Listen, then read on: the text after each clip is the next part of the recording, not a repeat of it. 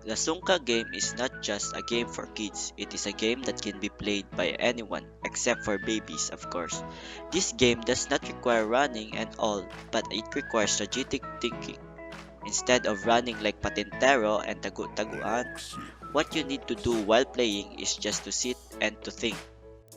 I remember the first time I played Sungka.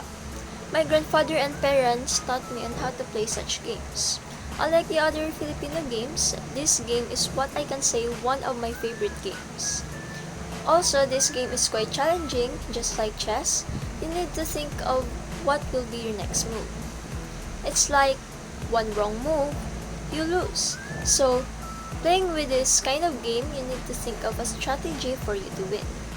And now, we will talk about and introduce how a simple game can actually be a lot more complex and broad than we think. We will report about what is Sungka and all things associated with it. Please watch this. As for the origin of the term Sungka, historians found relics of an identical game at a stream in Indonesia. The stream, widely known to voyagers as the Red River, is called Sungka by early Asians. The theory upholds that the Sungka game the Filipinos play today may have been brought by Indonesians when they migrated to the Philippine Islands. Sungka is a Philippine man-pala game, which is now also played wherever Philippine migrants are living, for example in Macau, Taiwan, Germany, and the USA. Like the closely related Kongka, it is traditionally a women's game. Sungka was first described by a priest named Father Jose Sanchez in his Dictionary of Bisaya Language, Cebuano, in 1692 as Kunggit. Father Jose Sanchez, who had arrived on the Philippines in 1643, wrote that the game was played with seashells on a wooden boat-like board. The Aclanon people still call the game as Kunggit. Father Jose Sanchez, who was born as Joseph Zanzini in Trieste, Holy Roman Empire of the German nation, is known for founding the town of Jagna in Bohol, which is today famous for its rich historical heritage. Basically, there are only two objectives in playing this game. The first one is obtaining the most stones in their respective heads, and second is use it as an effective form of mental exercise, like improving your mental thinking. Hello, so for this part of the report, we will be discussing the number of players for Sungka. So, Sungka requires 2 players. Each player controls the 7 holes on his side of the board and owns the head to his right. The goal is to accumulate as many pieces in your own heads. And the next is the court layout. So here's the court layout of the game Sungka. The game needs to have 2 players and it can be played outdoors or indoors. The players will be facing each other and they are also located at the north and the south part of the Sungka. The materials of the game Sungka begins with the Sungka board and 49 game pieces of shells, marbles, pebbles, or seeds can be also used as an alternative. How to play the game. Some 49 tokens are first equally distributed, 7 to each small hole. The players start distributing from the extreme left, moving to the right and dropping a pebble into each hole.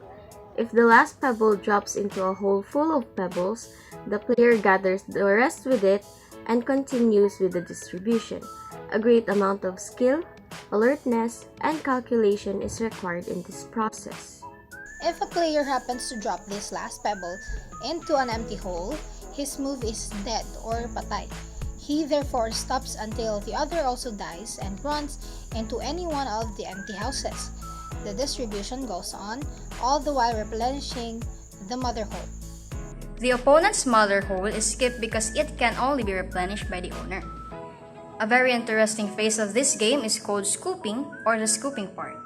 If the last pebble of the player's hand drops into an empty hole opposite to a hole full of pebbles, he scoops them all for his mother hole.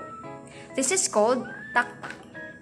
After the pebbles have been accumulated in the mother holes, they are then counted and the difference will determine the winner of the first game.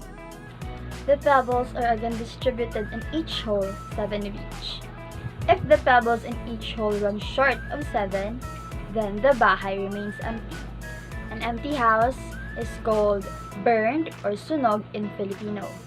On the other hand, if there are extra pebbles after the row of 7 holes has been replenished, they go back to the mother hole as deposits. And so, the game goes again.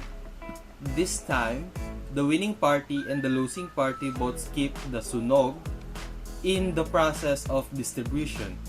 This game goes on and on until the losing party will no longer have enough bahays and tokens in his possession to counterattack the opponent's moves. Sungka is an important means for creating identity, particularly for Philippine migrants. This can be seen in Sungka competition, which are organized in the Philippines, and in the representation of Philippine culture at cultural festivals through Sungka demonstration. The identity-forming function in the Sungka game is also central theme in Sungka. Values of the game of Larong Pinoy Sungka. Playing Sungka can help people of all ages appreciate and love their own culture. It is also known that Sungka improves mathematical thinking, teaches patience and observation skills. Sungka it may consider as one of the mind games under the traditional Filipino games. It fosters not just the wits, but also the competitiveness of the players or an individual.